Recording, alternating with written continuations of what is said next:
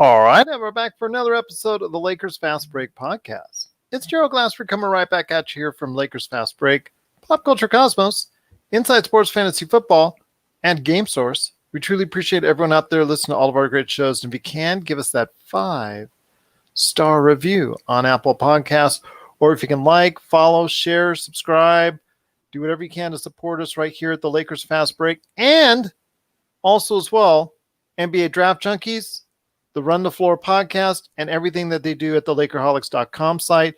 It is truly appreciated.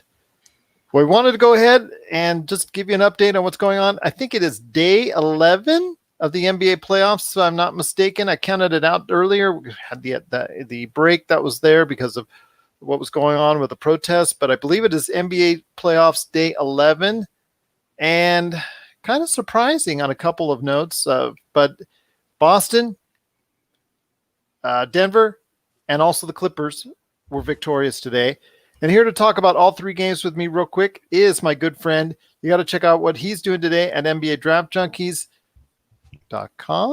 or his NBA Draft Junkies YouTube page or his two awesome podcasts, which you got to go ahead and give 5 stars to. That is NBA Draft Junkies and Run the Floor. It is my good friend, Mr. Rafael Barlowe. And Rafael, seemed like a nice casual Sunday for NBA playoffs. Yeah, it was weird that we had 2 game 6s and a game 1 of the second round going on at the same time. I know it's happened before, but it's just weird to see that like one series could be in game 2 of the second round while game 7 of the first round could be going on. But it was good basketball. I think the Utah and Denver series has been exciting every game except one. I believe there was one blowout by Utah, I think. Yep. And I thought that series was over. Like, I predicted Denver in 7, but when Utah went up, I thought that, they're going to beat them in 5. And then I thought they would beat them in 6. But now we got a game 7. And, Utah was up 3-1. If they don't want to be on that side of history of blowing a 3-1 lead. Exactly. They can talk to Golden State on that one. But I will say this. When it comes to what we're seeing with that series, and we'll start off with that game because Denver did come out victorious on that game, 119-107.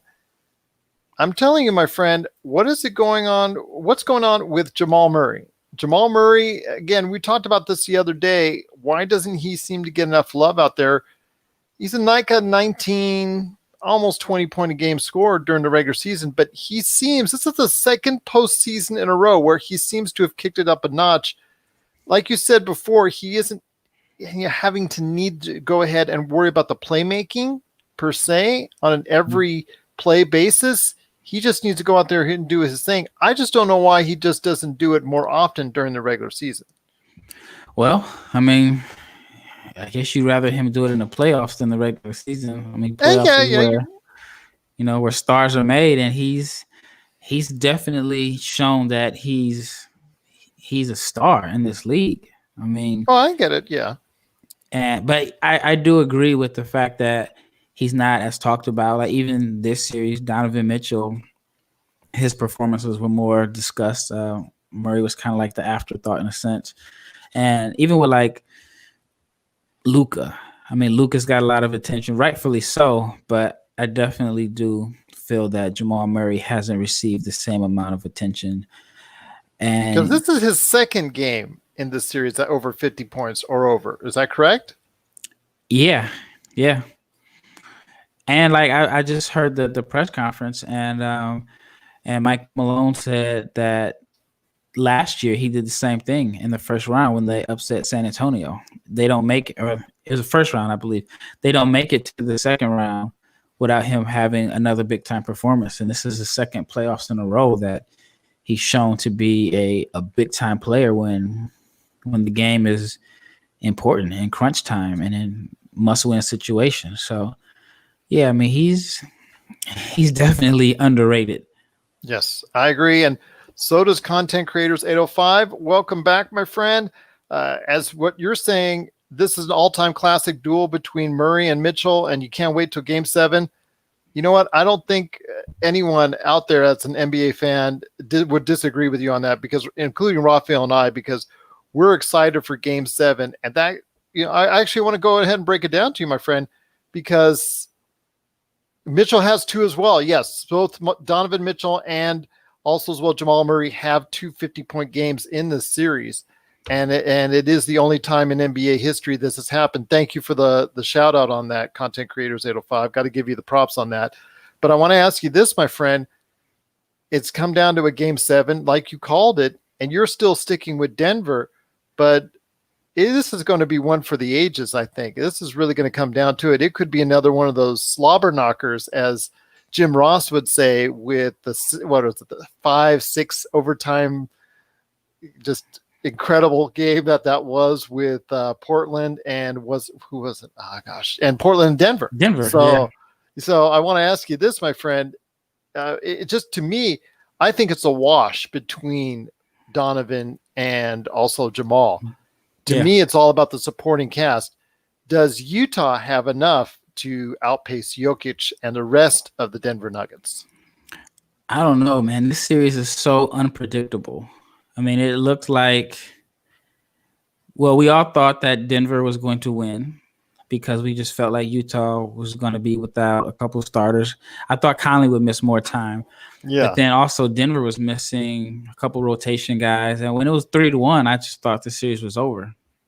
And I mean, this Game 7, it's a Game 7 where there's no advantages. Usually in a Game 7, you would guess the home team would have an advantage, but there's no home team. I don't think the piped up fake crowd noise makes a difference. So this is going to be a Game 7 that we've never seen before.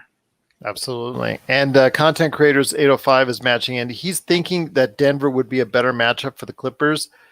I thought that as well initially, and I agreed with you on that. But the only thing is that who guards Kawhi? Because that's where I see the weakness for Denver is their matchup as far as the wings are concerned. I mean, do you think, Rafael and also Content Creators 805, do you guys think that Jeremy Grant and Michael Porter Jr., well, Michael Porter Jr. is great offensively, but terrible defensively. But do you actually think that they can stand up against, the Paul George and of course Kawhi? It's because they're lacking on the wings, I think, as far as a real dominant player out there. Yeah, I think if Denver wins, they have a shot because Dallas was competitive with Luka and only Luka and a whole defense that was geared to stop him. And I thought that, in my opinion, I felt like when Luka and Porzingis were on the court together, they were better than the Clippers. They just didn't get, I don't even know if they got 2.5 games of them together. Maybe just 1.5, if I'm not mistaken, right? Something like that, yeah. Actually, because remember, Porzingis got hurt in that first game. He was already hurt, I think, when he got himself kicked out. Mm-hmm. So, I think that, Denver's offense is going to be tough. I mean, I think the Clippers off defense have kind of been, I guess it's too early to say that the Clippers defense has been overrated. Either that or just Luka is the piece, that the one person that they can't stop. But yeah, I would say that healthy Murray and a healthy Jokic. And then I think that Denver is probably more likely to have a third person chip in and scoring that the Mavs didn't have. And so, it could be an upset. I mean, I wouldn't be shocked. I do think Denver would be a better matchup for the Clippers than the Jazz. The Jazz just don't seem to have enough offense outside of Donovan Mitchell. But then again, I felt like the same way about the Mavs, and I think that series could have easily went in the Mavs' favor if they had a couple different bouncers go their way and some better health. Gary Harris came back to the lineup today, played some limited minutes. Do you think that was a boost for Denver? I don't know. I mean, maybe if you looked at the box score and saw Donovan was held to 25 on inefficient shooting, but he still had 44. So I don't think it made too much of a difference. I just think Denver's been hot. I mean, it's their second game in a row, and they've had to rely on Murray to carry them, and that's what he's doing. And I think Game 7 boils down to who has the better performance, Murray or Mitchell.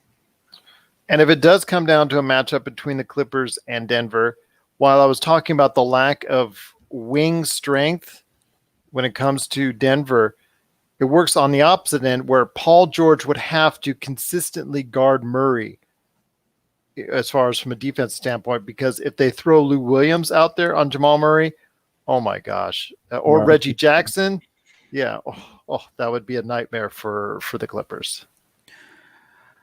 Beverly would have to come back.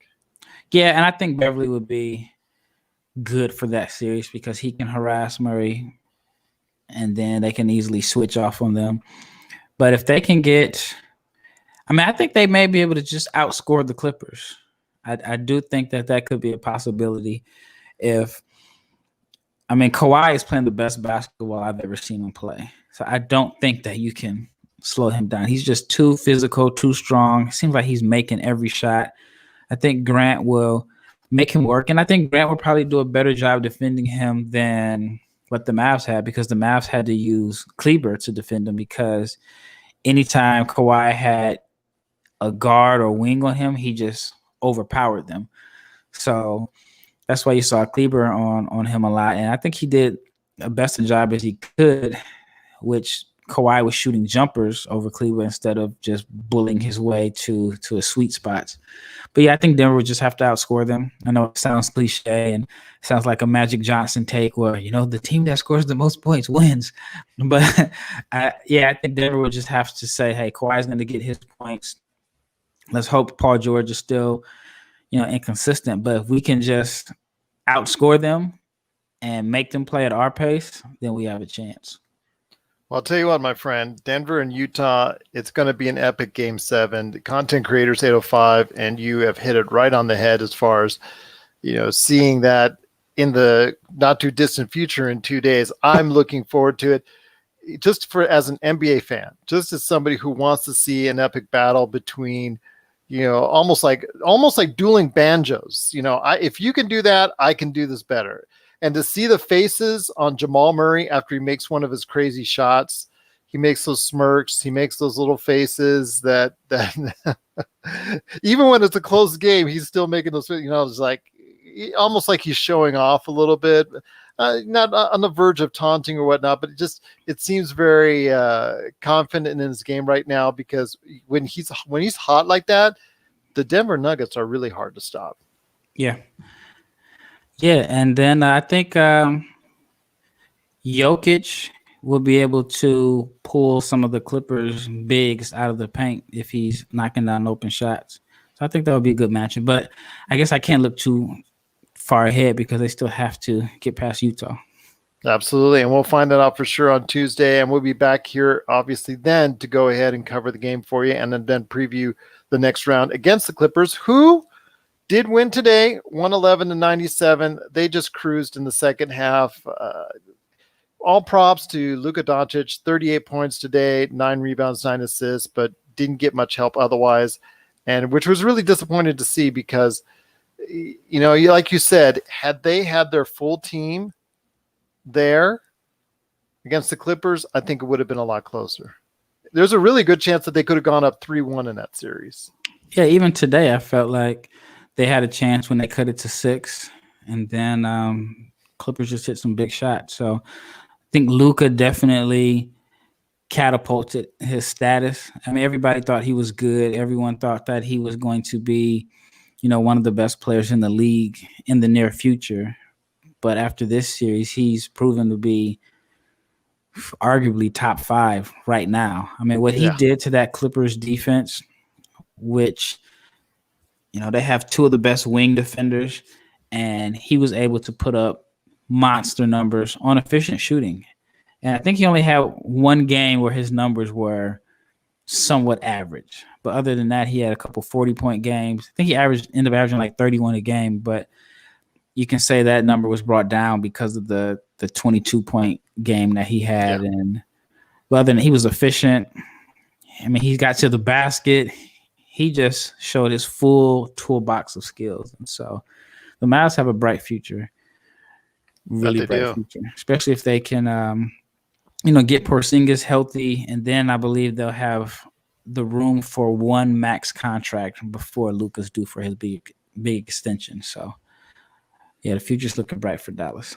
Future is, still think they need one more individual to go ahead and play off of Luka, somebody that's going to help just take a little bit of the cushion off of him, because he's done such a well of a job. He is one of the top 5 players as of this moment playing right now. I mean, at least I'm thinking so. Are you? Yeah, I mean, there were some people that doubted, especially his regular season numbers against the Clippers weren't that great compared to other teams, but he figured out their defense in the playoffs. And I read an article. It's by a good friend of mine, Nikias Duncan. He writes for basketballnews.com, the news site that just launched. And he wrote an article that just basically broke down how the Clippers are trying to defend Luka and how he's a step ahead and how he has an answer for everything they're throwing at him. And for someone that young to just be able to solve the Clippers defense, and I mean the great defenders that they have, and Doc Rivers, I mean we're watching a basketball prodigy in real time. It's something I mentioned on the podcast before, but unfortunately it just wasn't enough. He didn't have enough help, and so Clippers advance. Clippers advance indeed. Content creators 805 also said that Zubats looked good today. Yeah, Ivica Zubats, I really liked him. He was a second-round pick for the Lakers. He developed under the Lakers system, and the Lakers traded him, like you said, for Mike Muscala, right? That is correct.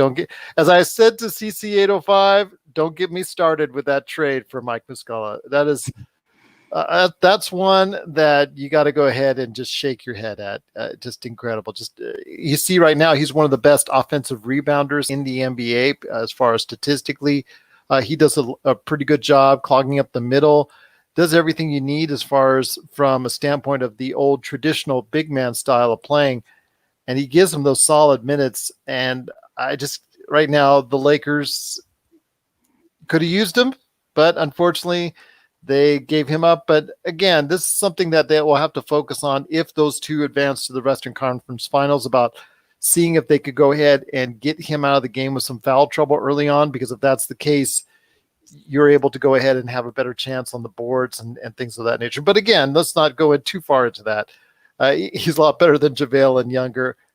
I will probably give you that he's better than JaVale at this point in time, and he is quite a bit younger. So I'll give you that, CC805. But yeah, he did a good job today for the Clippers as they advance. They're going to get a couple days off, extra days off, because it's going to a Game 7 against their opponent, Denver or Utah. So we'll see what happens there. Don't want to get too much in advance in saying Denver Clippers yet, because again, it could be an epic Game 7. I'm hoping it is. Rafael is hoping it is.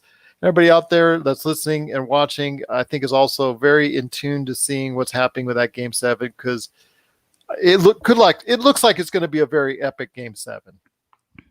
Yeah, it's I mean, the NBA and Adam Silver, like we mentioned before on a previous podcast, they have to be happy with the results of this bubble league. I mean, the game has been competitive. We've had some intensity. We've had some new rivalries. You got guys that don't like each other going against each other, and the favorites have won. So I think that the NBA has to be pleased with everything that's going on in the bubble. Well, the last thing we want to cover before we head on out, my friend, is the Boston Celtics and Toronto Game 1. Like you were saying, that they will be in Game 2 while Utah and Denver still in Game 7. But wanted to ask you this: Boston came away with a very impressive, and it just burns my tongue almost to say, very impressive win for the Boston Celtics. But I got to give them their props. They won 112-94 today, and it wasn't so much any single player on the Boston Celtics did a great job. They played above their level. They played outstanding. They played a great team ball today. I mean, I'm looking at 6 players in double figures today. But what impressed me most today, my friend, was the defense.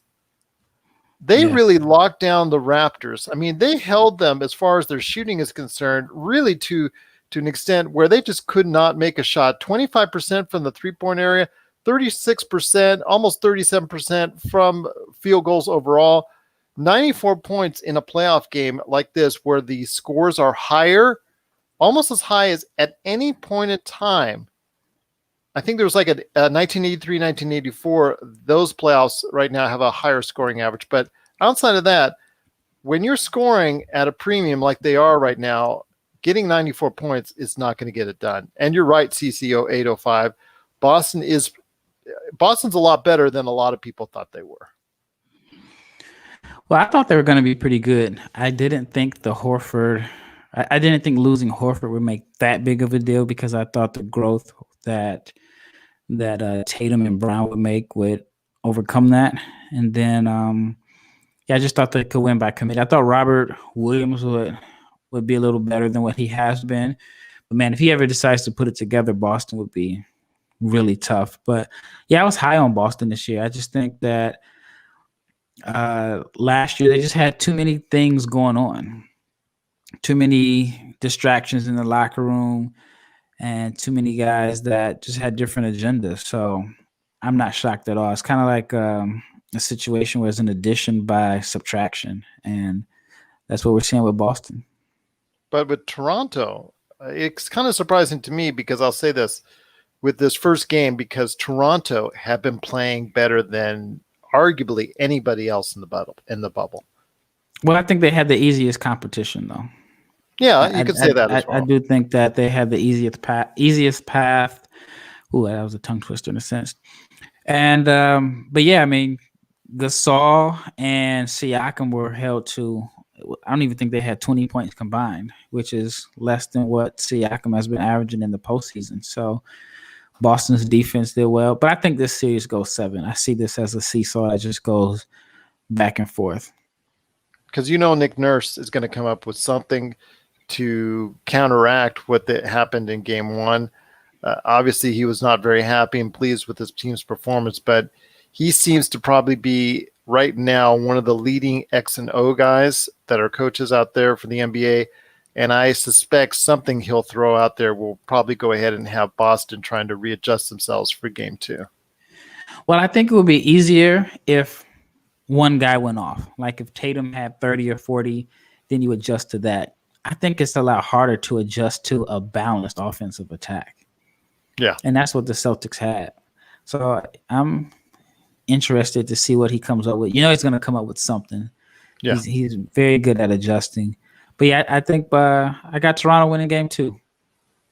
I do as well. But again, Boston, you got to give them credit. They pulled off probably one of the best performances of the NBA playoffs today.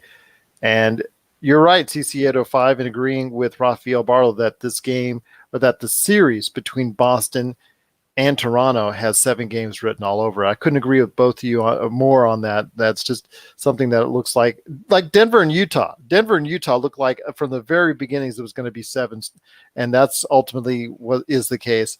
And it looks like right now, from what I'm seeing between these two teams, because they're so evenly matched, that 7 games is definitely looking like it's going to be on the horizon. Yeah, just hope both teams are healthy and we get a chance to just watch 2 teams fight it out with healthy rosters. Like I just don't like seeing a team that's depleted having to go against a healthy team. I mean, I guess you can say the Clippers weren't 100% healthy without Beverly, but I think Porzingis is a bigger part of the Mavs' success than Patrick Beverly. And then even for my Blazers, I mean, they weren't healthy, and I would have loved to see a healthy Blazers team play against a healthy Lakers team, which didn't happen. And so hopefully Toronto and Boston can just, there's no injuries, no asterisks, no what if such and such, whatever. Just the best team wins. The best team. Let's hope the best team wins indeed. Mm-hmm. Once again, I'm talking to my good friend Rafael Barlowe from NBA Draft Junkies. Content Creators 805 has another great question before we head on out, my friend. Before you tell everybody what's going on with your awesome site, NBADraftJunkies.com and NBA Draft Junkies on YouTube, he's asking, what's our thoughts on the Bucks Heat tomorrow? I think we said it before on our previous podcast, but I think I've got Miami stealing game 1. How about you? Ooh, well, I know overall I have Miami in the upset, so I'm gonna go with Miami in game 1 also. There you go. We got it from right here. Let's hope that's not the kiss of death there for Miami. But I've got Miami in 6. I don't know why, but I'm feeling Miami in 6. What did you say you had it? I think it goes 7. Okay. I think, I think both series go 7 games. What do you think of that Boston-Toronto series before we head on out? I would say I was leaning towards Toronto in 7. So I don't think I made it official with that pick, but I'll still go Toronto in 7. Is it in pencil? Yeah, it's in pencil. Okay. Because like I had Denver in 7, and then when they were down 3-1, I kind of mentally said, okay, Utah has this, and now I could end up being right in the first place. There you go. I've got Toronto in 7 as well. He's got the Bucks in 6. Content Creators 805, and again, it could go either which way. I think whoever shoots the best from outside, because both, especially Milwaukee, they are designed to give up a lot of 3-pointers. If Miami is rocking on 3-pointers, or if Giannis Antetokounmpo is dishing it out and he's got some hot 3-pointers behind him, I think whoever has the best array of 3-point shooting will ultimately win the series. Yeah, it's definitely going to come down to whoever makes the most threes, and then also how well Miami defends Giannis. I see them building a wall and making things a little bit tougher for him as far as just getting to the basket, especially in transition. You think you can hold him to maybe 25? I'm not asking for 30. I think he still gets his numbers just off of his activity. He's going to get a lot of free throws because he's always in attack mode. He does not stop attacking. So I think he's going to get you at least 10 points a game off of free throw attempts. And then, it's hard to stop him completely, but if you can just make him work and you can cut off his driving angles. But then if you're making shots, that's when Giannis is easier to defend because he gets a lot of his points off misses. Once he gets the rebound, he's going straight to the rim, and that's where he puts a lot of pressure on you. So, Miami's good shooters, especially if the Bucks are trying to give up corner threes for, I guess that's their defensive strategy. If Miami's knocking down shots, then you're limiting Giannis's effectiveness to turn rebounds into personal fast breaks. There you go. That's that would be a key, obviously, for any team going against Giannis Antetokounmpo and the Bucks. Content Creators 805 has got Boston in 7 and Denver winning game 7. This is the great thing about right now, Content Creators 805. Rafael, myself, Content, and what you're doing out there, Content Creators 805. It really is that close right now. It's razor thin between all those teams, and it could go one way or the other at this point in time. Now, there's no more easy victories. There's now no more clean sweeps. Everything looks like right now from here on out, as far as tough tests for each and every team, whether it's the Lakers and the Rockets, whether, who, it doesn't matter. It just seems like it's going to be a tough series for each and every NBA team going forward. Yeah, it's something that we haven't had the last few years. Like, I feel maybe like the last 5 years, you could, in marker, right, Golden State is coming out the West.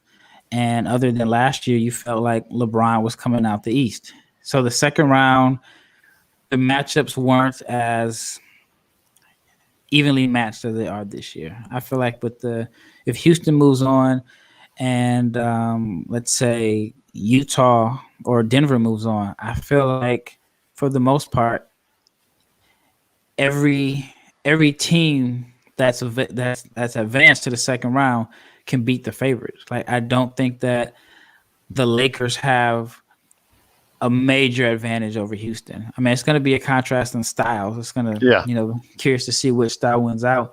But I don't think Milwaukee in a playoff setting in a 7-game series is going to be that much better than Miami. And like we said, Boston and Toronto could be a toss-up. So this is, like I said earlier in the podcast, this is going to be so far it has been a great experience in the playoffs and in the bubble, and it's only going to get better in my opinion because the teams are somewhat evenly matched.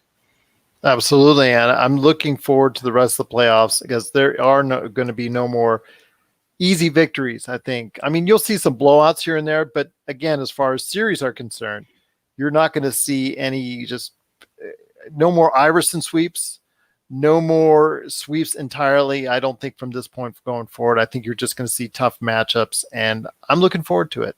I know Content Creators 805 is looking forward to it. I know you're looking forward to it. It's going to be an awesome ride, and we're going to keep updating you each and every day for the playoffs right here at the Lakers Fast Break. But before we head on out, my friend, I want to hear your thoughts on what you're up to. I know you've had a busy weekend. I know you've been doing a lot of stuff. I know you've been gearing a lot for the fans out there of NBA Draft Junkies. So I want to hear what you got in store for them at NBA Draft Junkies. Yeah, just have both of my mock drafts up, 2.0. One video is the lottery. The other video is the second half, 15 through 30. I put that up yesterday, so it's probably been up a little bit, maybe just slightly over 24 hours from the time that we recorded this. The site is updated, so I just need to go back to doing different player profiles.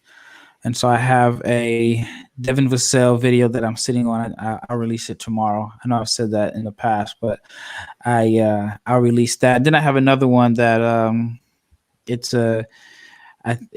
not going to release the name yet, but it's a player that is a projected lottery pick in this draft, and I was able to get some exclusive footage of a workout, and I think that this footage could actually kind of help him and help his draft stock, because one of the weaknesses that I had, he's definitely put in the work and he's improved it.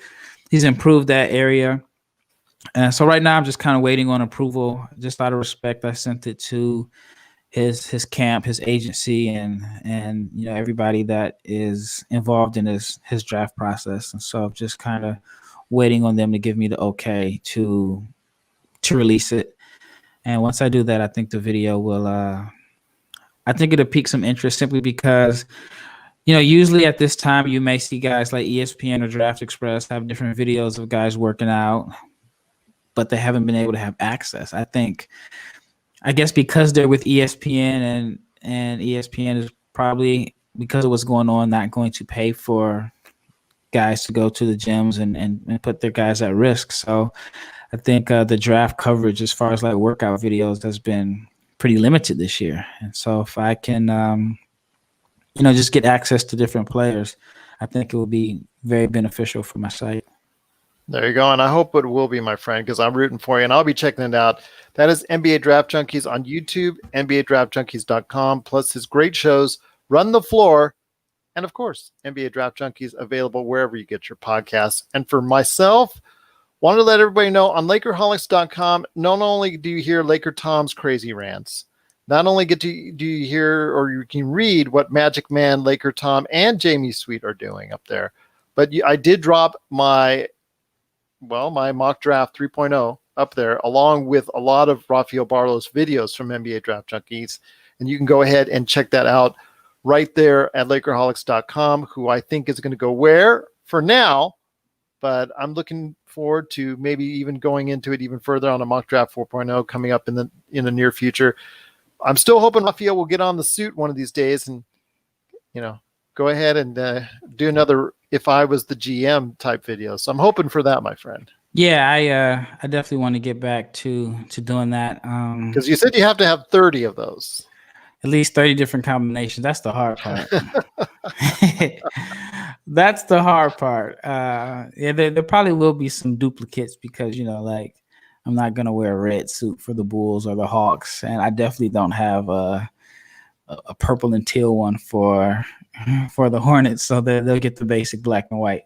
But yeah, I'll start that up again. I still have like 28 teams left to do before the draft, so I'm gonna try to get it done. But I did make a commitment to doing a second round mock draft on my website, so that's going to be pretty time consuming. But I mean, this is the time of year where people are interested in the draft, and this is the time of year where I can really just kind of showcase all the work that I've been putting in since about September. So looking forward to it.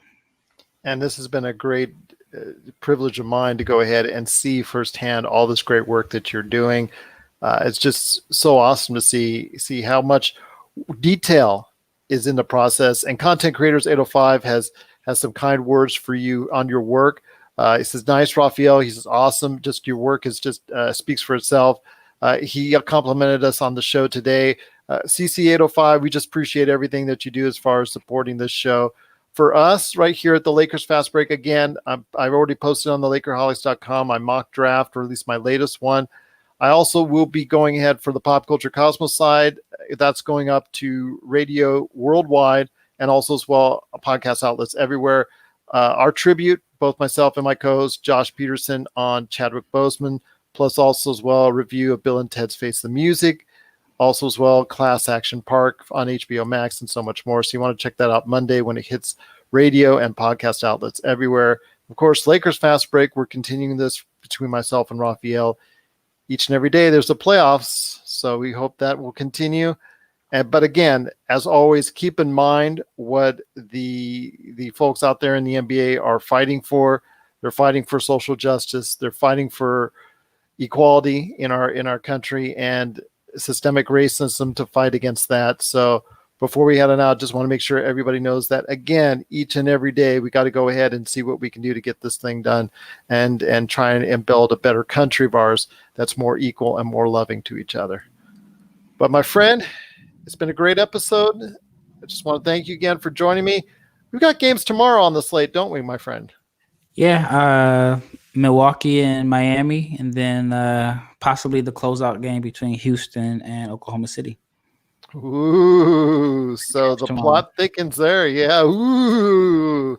So we can really start with the Rockets win with the preview of the Lakers and the Rockets, if that's the case. So I'm looking forward to that.